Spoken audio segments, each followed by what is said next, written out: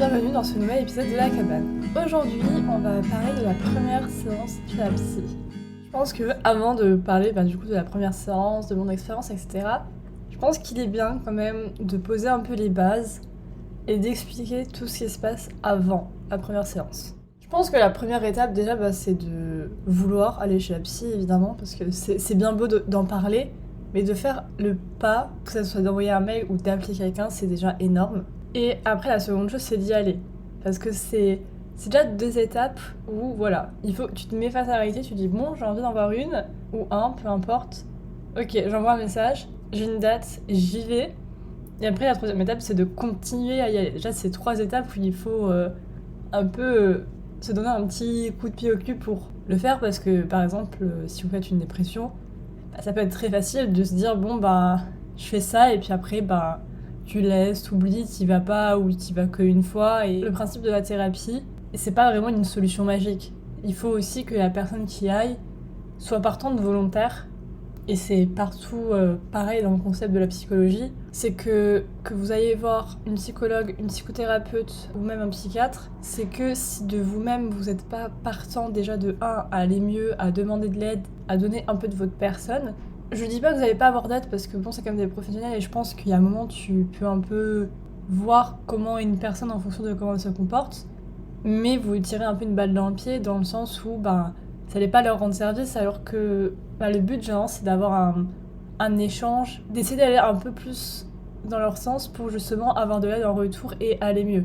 Et c'est vrai que je pense dans l'imaginaire collectif, la thérapie ça peut être vachement quelque chose qui va que dans un sens ou qui est très tu vas là et puis quelqu'un te dit quoi faire de ta vie et puis c'est bon, c'est réglé, alors que ça marche pas du tout comme ça. C'est vraiment basé sur un dialogue et c'est vraiment quelqu'un qui va soit te faire réfléchir sur des choses ou va te proposer des solutions ou des réflexions.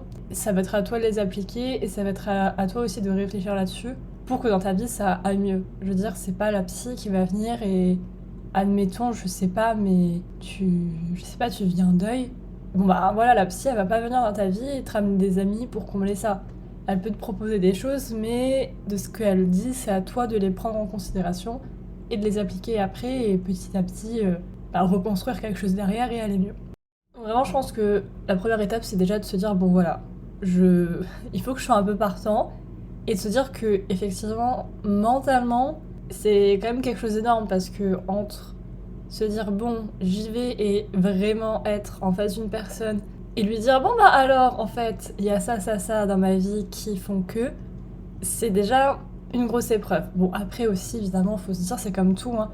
C'est comme quand tu te mets à nu devant un médecin, littéralement, des personnes professionnelles qui sont habituées à ça. Donc même si tu pleures pour un truc qui, tu te dis dans ta tête, c'est minime, c'est leur tâche, ils sont payés, ils sont là pour t'aider. De toute façon, c'est tout le concept. Et c'est pas pour rien que quand tu vas chez la psy, t'as une petite boîte de mouchoirs sur la table, c'est prévu à cet effet, ils savent dans quoi on s'embarque. Maintenant, je pense que c'est aussi bien de savoir les différences entre les différents types de psy, parce que la première fois où j'ai voulu en voir un, je ne savais pas. Et ça m'a un peu perturbée. Donc en fait, si vous voulez, il y a, de ce que je sais en tout cas, il y a 3 types. Donc il y a psychothérapeute, psychiatre et psychologue. Alors psychiatre, théoriquement, il me semble que c'est un médecin, donc c'est pas trop quelqu'un que tu vas consulter en mode coucou, voilà. Je crois que pour voir un psychiatre, il faut avoir vu son médecin avant ou... je sais pas exactement comment ça marche, mais c'est un peu différent. Il y a une différence entre psychologue et psychothérapeute. Généralement, les services gratuits qui peuvent être proposés dans des collèges, lycées ou à l'université, généralement, va te proposer une psychologue. La psychologue, en fait, c'est quelqu'un qui, généralement, est là pour t'écouter et elle ne fait pas grand-chose. Elle est vraiment là pour avoir une oreille, pour écouter tes problèmes, pour que tu te sentes pas seule. Mais contrairement à une psychothérapeute, elle va pas vraiment te secouer et dire beaucoup de choses. Et justement, une psychothérapeute, c'est une thérapie, et là, justement, t'as beaucoup plus d'interactions, de questions qui sont posées, et certains types de thérapies qui peuvent être appliquées en fonction de sa spécialité. Pour ceux que ça intéresse, alors ça n'a jamais été dit clairement, mais je pense que c'est une psychothérapeute. Dans la saison 2 de Ginny et Georgia, alors évidemment, il y a des trigger warnings, hein, surtout sur l'anxiété, donc on fait attention. Mais la saison 2 de Ginny Georgia, Ginny va voir une psychothérapeute où elle lui propose voilà, d'écrire dans un journal, elle lui donne le journal, elle lui donne un petit élastique pour quand elle panique, plein d'actions et de questions, etc. Et il y a beaucoup de séances comme ça qui sont montrées justement dans la série et que je trouve qui sont très bien faites. Donc peut-être si vous savez pas trop comment ça se passe et vous êtes curieux et que vous voulez peut-être un peu voir avant de tenter ou quoi, je vous conseille de regarder la saison 2 de Ginny Georgia. Maintenant que vous savez plus ou moins si vous voulez voir un psychologue ou une psychothérapeute ou un psychiatre en fonction de votre état, de ce qu'on vous a dit autour de vous, il faut savoir qu'il y a aussi plusieurs types. Évidemment, c'est des personnes qui ont fait des études et comme dans chaque étude, tu peux, par exemple, quand tu fais une licence d'anglais, normalement, quand tu écris ton mémoire, tu fais quelque chose, tu te spécialises dans quelque chose. Or, évidemment, tu sais la littérature en général, mais c'est pas rare qu'à la fin tu te spécialises, je sais pas, dans la tragédie, dans telle époque, etc. Et c'est exactement pareil avec les psychothérapeutes, c'est que il y a plusieurs types de thérapie, ils peuvent être spécialisés il y en a, ils sont spécialisés par exemple dans les thérapies de couple. Donc si vous êtes seul, peut-être ne pas favoriser un psychologue qui est de base travaille avec des groupes ou des couples parce que ça va être un peu pas sa spécialité et ça va peut-être pas vraiment matcher avec vous. Parce qu'en fait, c'est pas que vous allez tomber sur un mauvais psychothérapeute ou quoi, mais c'est juste que c'est un peu comme vous allez dans un supermarché, vous cherchez un livre et vous demandez au boucher. Le boucher, il travaille là, il sait grosso modo où est le rayon livre, mais c'est pas la meilleure personne pour vous aiguiller et il peut être la meilleure personne du monde, il va pas pouvoir vous donner les bonnes réponses. C'est un peu ça, c'est que si vous allez voir quelqu'un qui est spécialisé dans quelque chose qui vous concerne pas, elle pourra faire son taf et elle saura vous poser des questions de thérapie, ça va être différent. Parce qu'il faut savoir que du peu que j'ai vu, c'est quand même, en tout cas les psychothérapeutes, ils ont quand même tendance à beaucoup recommander des livres ou des petites activités. Et ces livres-là, ça va être dans des domaines. Et donc forcément, c'est toujours plus intéressant de voir quelqu'un qui sait quel livre lire, par exemple, si vous faites de l'anxiété, alors que si vous allez voir quelqu'un qui l'a quand vous, je sais pas, par rapport à un deuil, ça va pas être du tout le même type de livre ou peut-être éventuellement d'activité à proposer thérapeutique. Après la grande question, maintenant que peut-être vous savez ou que peut-être vous n'avez pas envie, peu importe, mais que vous avez pris la décision d'en voir un, il faut savoir où le trouver et ça c'est quand même très drôle et honnêtement je me demande comment les gens faisaient avant internet, d'avoir un annuaire ou juste d'appeler quelqu'un que vous avez jamais vu et juste sur le son de sa voix de se dire peut-être que lui j'ai envie d'aller le voir ou pas. Je trouve ça fou parce que, alors, c'est pas très bien, mais honnêtement, ma psy, je l'ai vraiment choisie pour son visuel. Voilà, à quoi elle ressemblait. Voilà, on peut me juger, mais je trouve que c'est hyper important déjà de voir, visuellement, je sais pas comment dire, mais en fonction de la photo que le psy choisit à mettre en ligne, tu captes déjà un peu la vibe et comment est la personne. Enfin, tu sais, il y en a, ils ont vraiment... T'as des acteurs comme ça, ils ont vraiment une tête de petit papy mignon, et t'as des gens, ils ont vraiment une tête de gros CEO là qui vont te tuer. Enfin, bon, je sais pas, il y a une vibe. Bon, même si c'est pas de la science 100% pure et que ça veut pas dire que ça va matcher direct, je préfère me fier à ça que aller de base déjà vers quelqu'un que j'ai pas envie. Parce qu'au final, c'est ça qui est important, c'est que un psy, c'est quand même quelqu'un avec qui tu vas beaucoup échanger, des détails personnels de ta vie, qui va t'aiguiller sur ta vie. Enfin, je veux dire, c'est l'essence même du truc. Donc il faut que tu matches et que ça se passe bien avec la personne. Et c'est pour ça aussi que c'est pas rare que quelqu'un change de psy, c'est pas rare de tester et au final se dire bon non, en fait ça va pas, on en change. Et c'est totalement normal et je pense que même eux ils le savent et ils sont habitués. Généralement les premières séances sont gratuites où tu peux avoir un appel de 20 minutes gratuit ou quoi, où justement tu vois comment ça match et après à la fin normalement si la psy fait bien son taf te dit écoute est-ce que tu veux qu'on continue ou pas, t'es pas obligé. Et normalement ils t'obligent pas à donner une réponse tout de suite, tu peux justement y réfléchir etc. Et c'est le concept, c'est de pas mettre la pression à quelqu'un qui est déjà sûrement angoissé et dire bon si tu veux qu'on travaille ensemble c'est bien, si tu veux pas c'est pas grave, va voir quelqu'un d'autre, c'est ton droit. Et je pense qu'il faut surtout pas hésiter parce qu'il y a des psys, c'est comme tout, c'est comme les médecins, ils ont certaines croyances, ils ont étudié ça à tel âge, à tel moment, et il y en a ils ont évolué, et il y en a ils ont pas évolué avec leur temps. Malheureusement, surtout en France où je pense que les mentalités sont assez différentes. Donc si je sais pas, vous commencez à parler d'un problème de santé mentale et que le psy il est un peu en mode ouais non c'est bon, t'es juste un peu fatigué, fais ci, fais ça ira mieux. Bon là je pense que c'est peut-être le temps de vous dire que bon, à mon avis, c'est peut-être pas la meilleure personne à voir. Aussi, de façon générale, je me tourne que vers des femmes Voilà, vous faites ce que vous voulez. Mais en tout cas, je vous conseille vachement de déjà regarder en ligne à quoi il ressemble.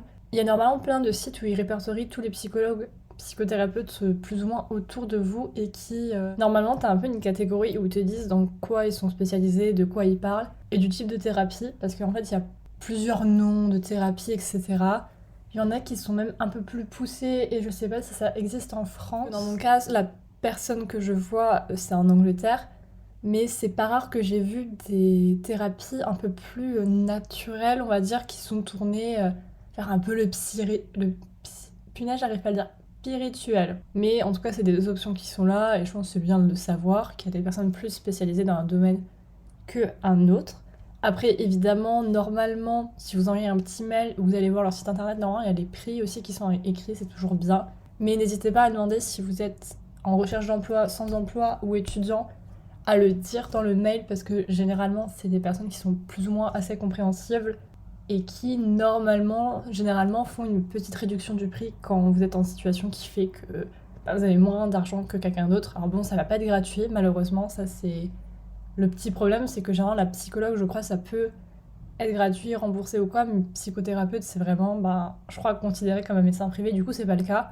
Mais encore une fois, voilà, j'ai pas passé énormément de temps en France avec ça, donc je sais pas, peut-être qu'il y a des choses nouvelles qui sont arrivées entre temps. Enfin, n'hésitez pas à vous renseigner auprès de votre médecin, de, je sais pas, vos parents ou de juste autour de vous pour savoir. Après, évidemment, il y a la question du prix, malheureusement, qui justement est un peu injuste parce que pour aller mieux, il faut payer, mais des fois, le fait de pas avoir d'argent, ça peut être inclus dans le fait de pas aller bien. Enfin, ça peut être énormément de choses.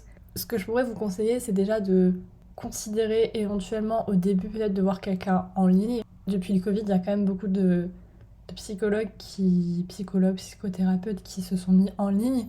Et généralement, vu que t'as pas besoin de te déplacer et que la personne généralement travaille de chez elle, les prix déjà de base sont plus bas que si la personne avait besoin de louer un cabinet. Enfin bref, vous voyez la logique des choses. Pour tout ce qui est psychologue, il y a beaucoup de lignes de téléphone qui sont gratuites. Je sais pas trop ce que ça vaut malheureusement, mais il y a des options gratuites. Peut-être aussi, je vous dirais si vous êtes jeune et que éventuellement vous voulez pas que, je sais pas, vos parents entendent ou quelque chose comme ça, il y a possibilité aussi d'avoir des psychologues, psychothérapeutes en ligne, mais d'autres pays. Enfin, par exemple, typiquement, vous pouvez avoir un psy anglais parce qu'il y a 1 heure de décalage. Ça va pas trop vous changer, et si vous sentez, ce que je sais que aussi des fois on se sent beaucoup plus à l'aise à parler de trucs, de sentiments profonds dans une autre langue justement, et si vous êtes dans un environnement toxique ou quoi et que vous voulez pas que les gens autour captent. Alors évidemment, bon, du coup, faut un peu parler la langue, donc c'est aussi une. Bon, c'est pas le cas de tout le monde, mais si vous en avez l'occasion, ça peut être aussi un moyen de parler librement sans forcément que se dire oulala, là là, peut-être que quelqu'un derrière la porte va écouter ou quoi. Maintenant, venons-en à mes expériences, et je dis mes expériences parce que pour moi, une première fois chez la psy, c'est première fois chez une nouvelle psy. C'est à chaque fois, c'est un peu un renouveau, tu redécouvres une nouvelle personne, tu reviens peut-être pour une autre raison ou pas, mais il y a quand même un peu ce truc de première fois. Donc il y en a eu 2. Non, il y en a eu 3 même, désolée. La première, ça a été, je crois, quand j'étais à l'université, vraiment au tout début. Et donc j'étais allée voir la fameuse psychologue gratuite de l'université. Et c'est là où justement je me suis dit, zut alors, c'est pas du tout ce que je veux, parce qu'en fait, vraiment, je me suis assise, elle m'a regardée, elle a rien dit. Et je me dis, comment ça, Excusez-moi, j'ai besoin un peu de, je sais pas, d'un guide, qu'on me dise quelque chose, parce que parler de moi-même, je le fais sur YouTube, mais là, je sais pas, j'ai besoin d'un peu de quelqu'un en face de moi qui me parle, en fait. La femme ne parlait pas forcément, en fait, elle attendait que je parle, et j'avais aucun guide, j'avais rien du tout, juste je parlais, et je me suis dit, bon, c'est pas du tout ce qu'il me faut, donc voilà, j'ai testé le psy gratuit de la fac, qui, pour le coup, ne m'a pas du tout correspondu, ce qui m'a un peu embêtée sur le coup, parce que du coup, c'était mon option gratuite et que sur le moment, j'avais pas forcément l'argent nécessaire en fait pour switcher et voir une psychothérapeute. Donc voilà, je suis repartie chez moi, je me suis dit, bon écoute, la santé mentale, ça sera un autre jour apparemment. Quelques années après, je pense en 2019 ou 2020, j'avais un peu d'argent et c'était... En fait, à chaque fois quand je tente un truc, je me dis bon, je fais la première séance et après je vois. En fait, je pense pas vraiment sur le long terme. Donc forcément, j'ai l'argent pour payer la première séance et après, Si ça match et que c'est sur le long terme, je suis ah bon, on va voir ce qu'on peut faire. Bon. Mais je crois qu'à ce moment-là, j'avais un job étudiant, donc effectivement, je pouvais avoir un peu d'argent de côté. Et donc là, je décide d'aller voir une psychothérapeute. Je la trouve en ligne, très mignonne, très sympa, pas très loin de chez moi, une femme adorable.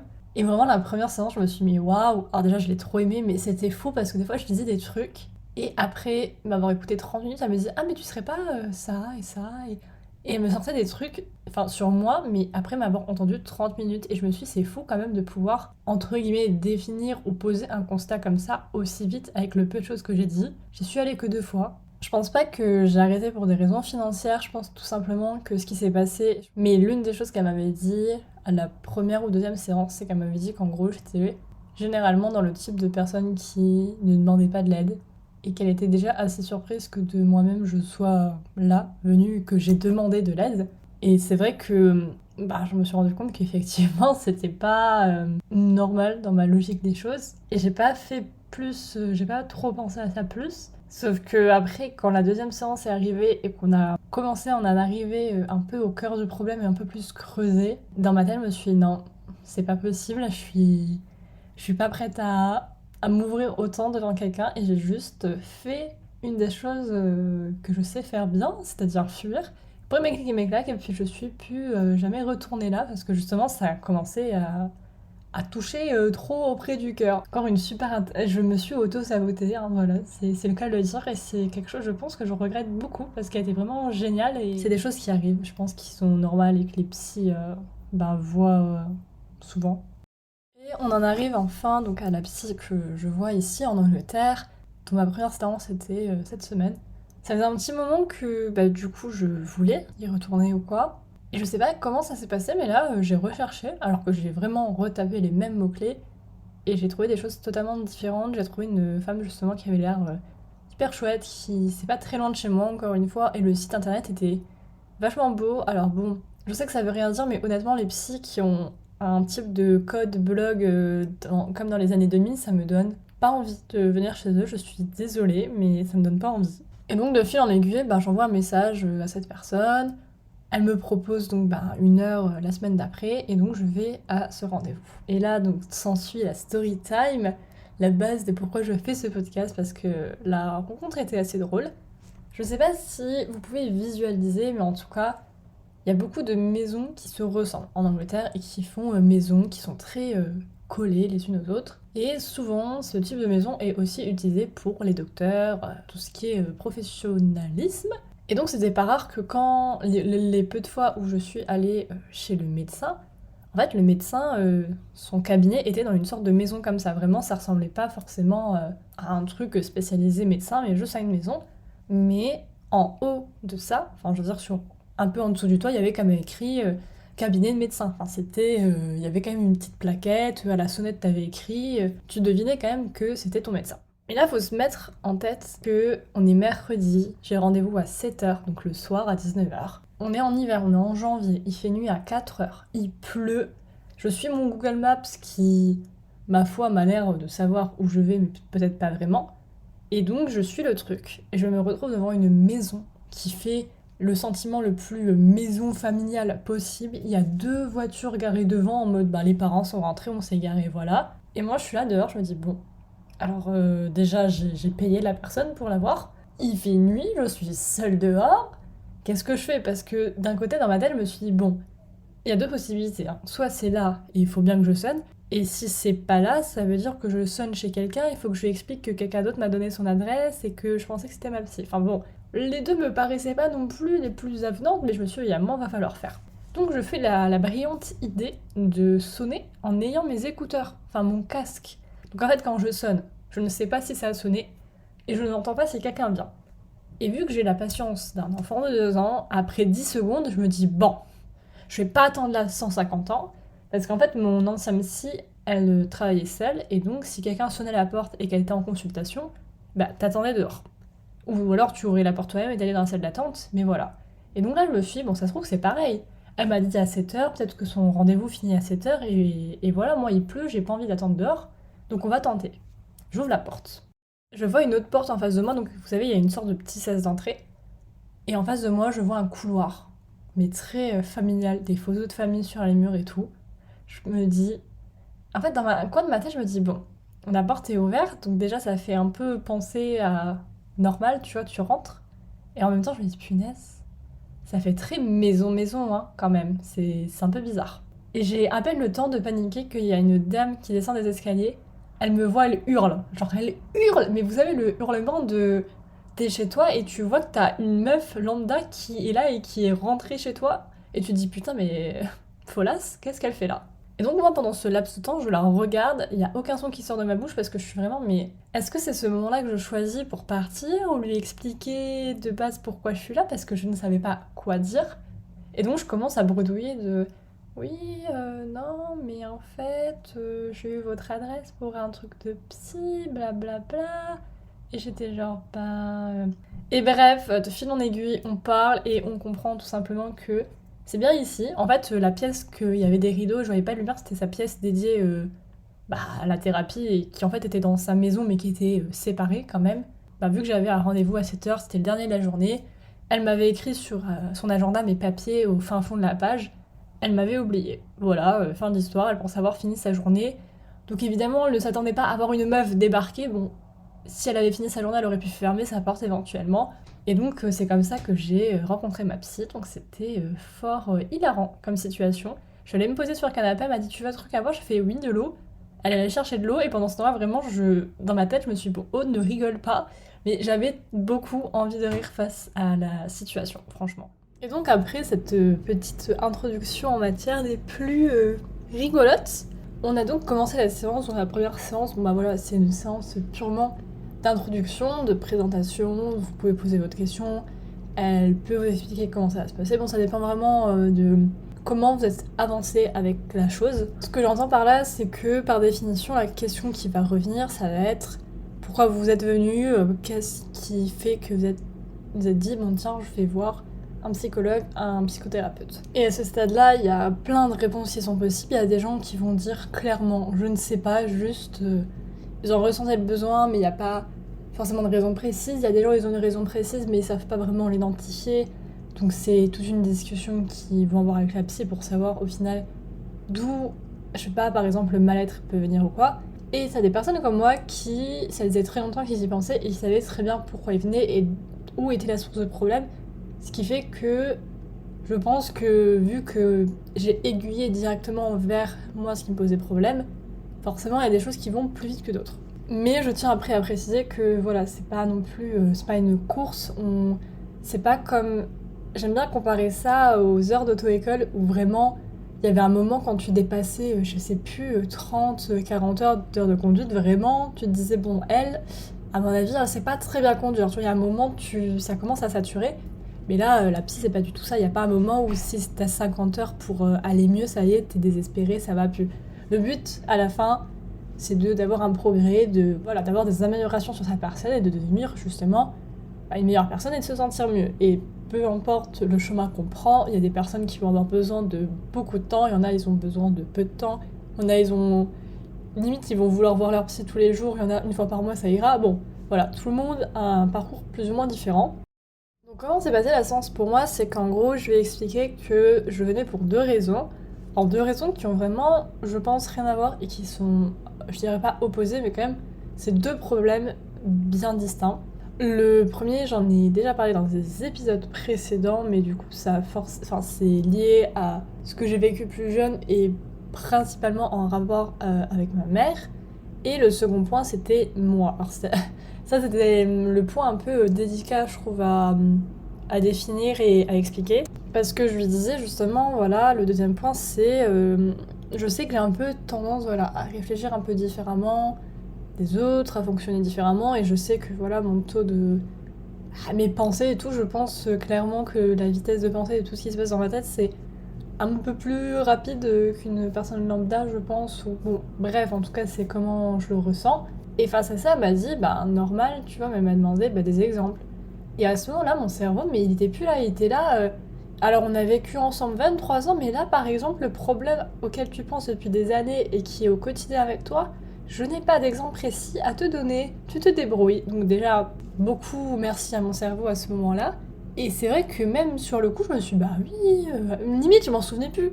Je me suis dit, mais c'est quand même pas possible ça, de vivre avec ça, d'écrire des choses à propos de ça, de les vivre. Et quand je me retrouve enfin face à une psychothérapeute, je ne sais pas expliquer la chose.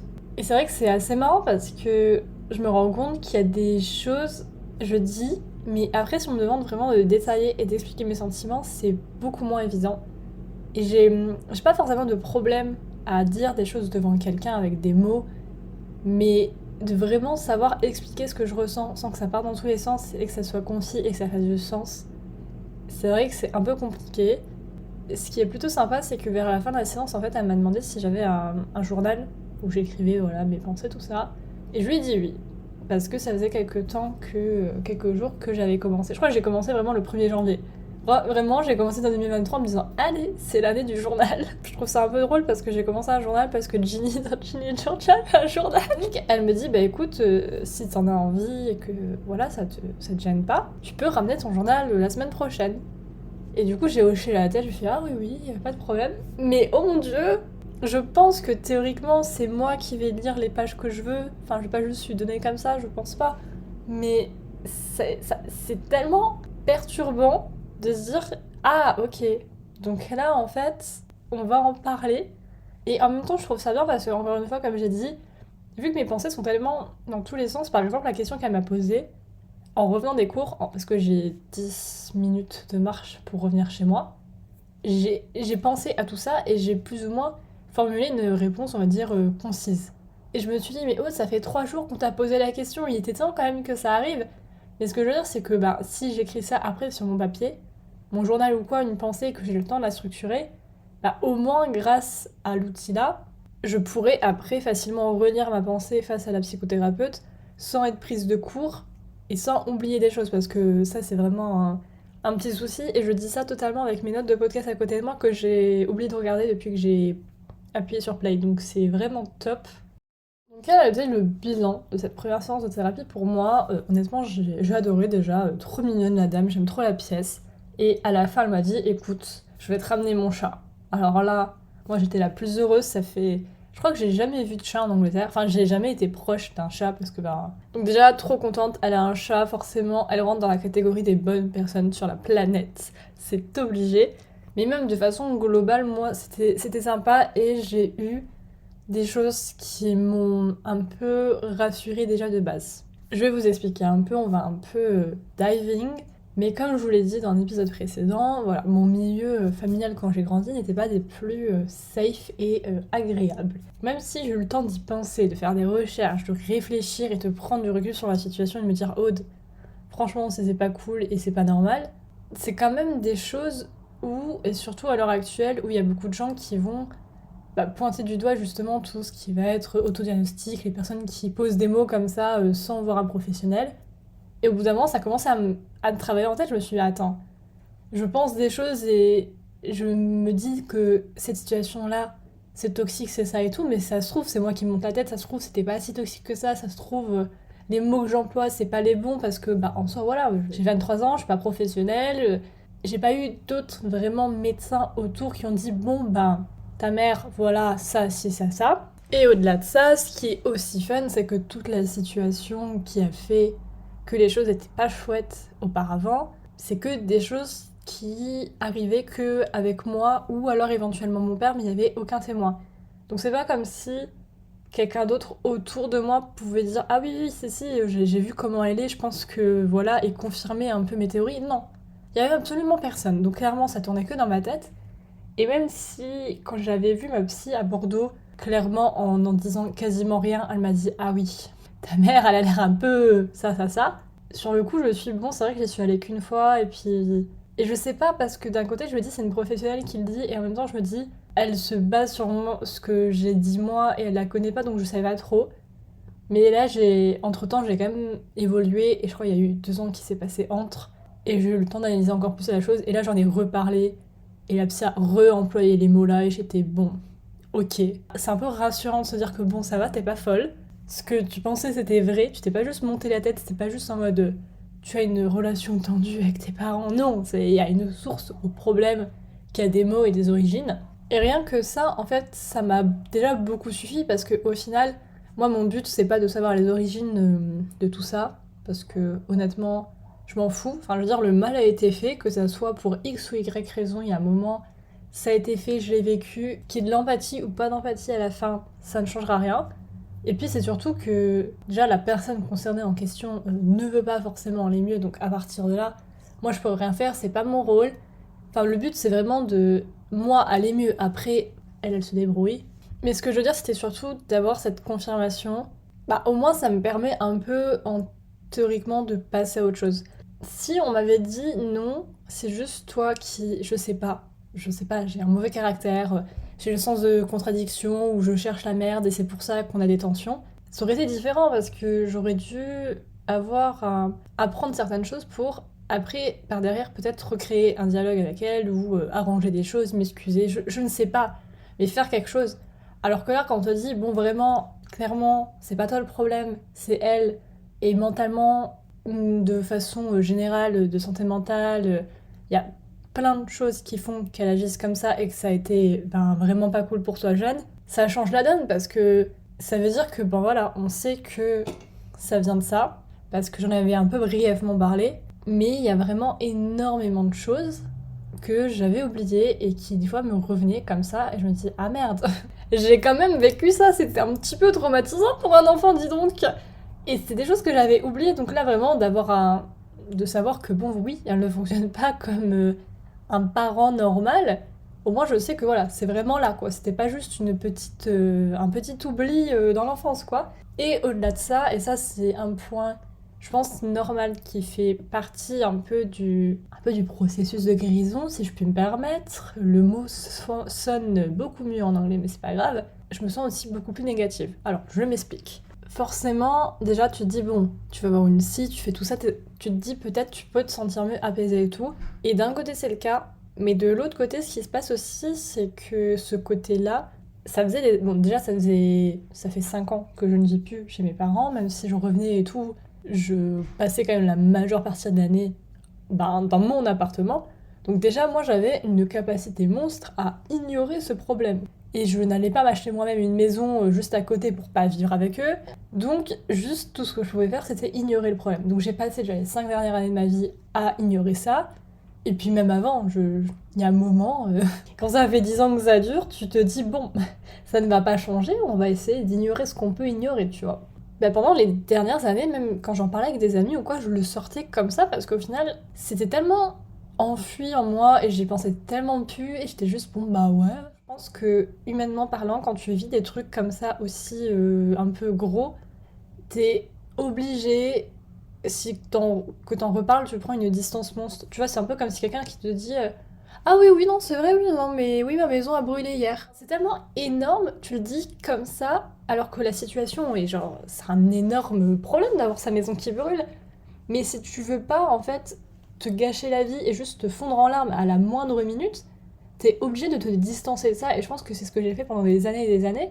Même s'il y avait eu tout ça, j'y pensais pas forcément. Sauf que là, évidemment, la personne me pose des questions. Donc elle m'oblige à revivre le truc et à me replonger dans des choses que de base mon cerveau avait mis au fin fond de mes memories, de mes souvenirs. Parce que tout ce que t'as enfui, qui était de base pince à pas quand t'étais enfant, tu l'as déjà vécu. Et là on te dit, écoute, on va en parler, donc tu vas rouvrir la boîte là au fin fond, et tu vas tout te remémorer et on va le revivre. Donc c'est fort sympathique, et c'est vrai que du coup là dernièrement, il y a un peu tout qui vient vraiment autour. Et d'un côté, c'est bien parce que de le reprocess et de se redire bon, ok, c'est vraiment arrivé, il y a eu ça, ça, ça. C'est différent, je pense, que de l'avoir vécu quand j'étais jeune et que je captais pas trop que tout ça se passait et que quand même au début, je veux dire, à 7 ans, je m'étais pas dit ah oui, oui, oui, ça vient d'un problème de santé mentale. Bah non, à 7 ans, je voyais juste un parent en fait. Ce qui fait que là, dernièrement, pour vous situer la chose, j'écris donc dans mon journal par rapport à ça. Je lis un livre, donc le fameux livre qui est en best-seller depuis quelques semaines, qui est I'm Glad My Mom Died, qui parle évidemment de ça, et j'adore relate à quasiment toutes les pages. J'arrive pas à savoir si j'en suis contente ou si c'est affreusement triste, mais c'est pas grave. Qu'est-ce que je fais d'autre? Forcément, du coup, j'en parle à ma psy, j'en parle à mes amis. Du coup, j'écris un livre slash mémoire par rapport à ça. Donc vraiment, si tu enlèves mes études, quasiment toutes mes pensées, même là dans le podcast où j'en parle, ça tourne autour de ça. Et c'est passé d'années de juste ignorance à quasiment me remémorer tout ça tout le temps. Donc clairement oui, ça impacte mon humeur. Je trouve ça assez... alors j'ai encore une fois employé le mot marrant, encore une fois ce n'est pas marrant. Mais bon, d'ailleurs j'ai fait totalement la même technique chez la psy. J'ai dit un truc absolument tragique et 2 secondes avant j'avais dit alors fun facts, et après j'ai rigolé, j'ai dit bon non c'est pas fun. Je pense qu'elle s'est dit bon elle est un peu, elle est un petit peu pro-conne hein. Alors elle, c'est vrai qu'avant d'aller chez la psy, alors je dis ça on dirait j'ai fait 15 séances, j'en ai fait une mais c'est pas grave. Mais j'avais dans un coin de ma tête, j'avais l'impression que tu vas chez la psy, tu parles de ton problème et ça reste chez la psy. Alors oui, dans les lois et tout, ça reste chez la psy, effectivement, hein, elle n'a pas le droit d'en parler. Mais, dans ma tête, c'était tu sors de la psy, c'est bon, tu penses plus à tes problèmes, c'est bon, ça attend la séance prochaine. Mais Aude, pas du tout en fait, le problème reste là toute la semaine.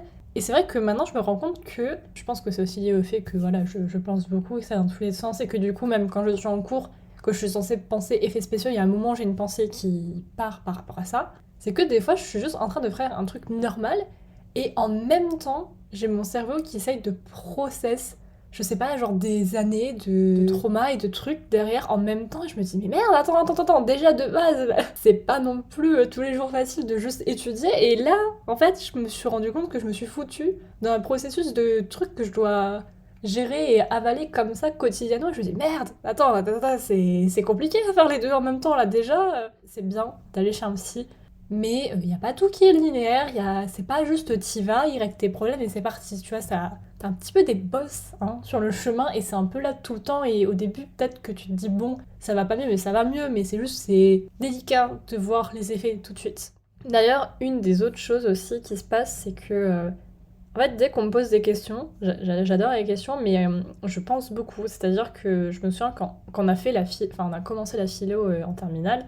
Bon, ma prof s'est cassé le pied très vite, donc après on n'a plus eu de prof, donc c'était un peu problématique pour le bac, mais ça c'est une autre histoire. On a commencé avec un sujet et mon cerveau est parti en couille. En fait, c'est comme si ça avait débloqué un niveau de pensée encore plus complexe. Tu me poses une question et mon cerveau s'est dit putain, mais c'est super intéressant. On va s'en poser 5 supplémentaires.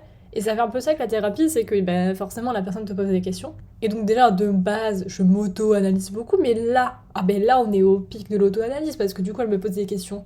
Et moi j'y réfléchis encore la semaine d'après, et du temps que j'y pense plus, je la revois. Donc au final, là c'est un peu la folie, et du coup je m'analyse encore plus. Maintenant que j'écris dans mon journal, mais je sais qu'elle va le lire, j'essaye de... Je sais pas comment dire, mais je me juge un peu parce que je me dis... Est-ce que j'écris consciemment? Enfin, est-ce que j'écris vraiment ce que je pense? Ou est-ce que je me limite parce que je sais qu'elle va potentiellement lire le journal? Vous voyez ce que je veux dire? Du coup, je me dis, attends, est-ce que moi-même, je suis honnête? Non, mais vraiment, ça va un peu trop loin. Donc, il y a un moment, il faut que je me calme et juste que j'écrive et qu'on s'arrête là. En tout cas, pour tous ceux qui se posent des questions, et même en vrai, de vrai, parce que bon, là, j'ai fait tout un truc sur les traumas, les trucs, les bidules, mais en vrai, je trouve que même si vous n'avez pas vécu un événement majeur, un truc extrême, et que même si des fois c'est voilà une rupture ou quelque chose, juste des problèmes du quotidien qui sont pas tragiques, mais qui juste vous travaillent, je trouve que en vrai c'est toujours, enfin si vous avez de l'argent, c'est toujours bien d'aller voir une psy, parce que ils te ressortent des trucs comme ça auxquels tu ne penses pas avec des explications. Je sais que ma première psy à Bordeaux, elle m'avait dit un truc vraiment et ça m'avait choquée. Enfin, en fait, ça fait du sens, mais quand elle me l'a expliqué, je me suis dit, mais c'est trop bizarre. Parce qu'en fait, je lui ai raconté ma vie et tout, et donc elle analyse, et plus tard, dans tout le processus, je lui dis, j'ai été adoptée. Et elle m'a regardée en mode, mais frérot, genre, c'est hyper important comme détail, pourquoi tu me l'as pas dit avant? Et pour moi, c'est tellement pas important, enfin, je veux dire, ça n'a pas changé ma vie, tu vois, je veux dire, j'avais 2 mois, donc vraiment, même j'aurais pas été au courant de l'adoption, je veux dire, voilà, j'aurais rien vraiment su ou quoi. Et elle m'a dit, mais si, c'est hyper important, attends, c'est les premiers moments de ta vie, que ceci, inconsciemment, ça peut expliquer plein de choses. Et j'étais genre, ah, ok. Et j'ai trouvé ça fou parce que c'est vrai qu'en soi, c'est un truc qui était devant mon nez depuis des années. que j'étais au courant, on me l'a jamais caché, je le savais. Et puis même, au final, c'est un peu logique quand on l'explique comme ça, mais jamais dans ma tête, j'ai fait les connexions et je me suis dit, oh, ça peut expliquer quelque chose. Et j'étais genre, waouh! Je pense que bientôt cet épisode ne va plus, ce podcast va plus s'appeler La Cabane, mais juste mon journal intime que j'expose à tout l'internet. Mais bon, apparemment, ça vous plaît qu'on parle, donc écoutez, moi j'adore parler, donc on va continuer. Sur ce, j'espère que l'épisode vous aura plu. Et j'espère que tout le monde va bien aussi, parce que on ne sait pas. Bref, je vous fais des gros bisous et je vous dis à la prochaine.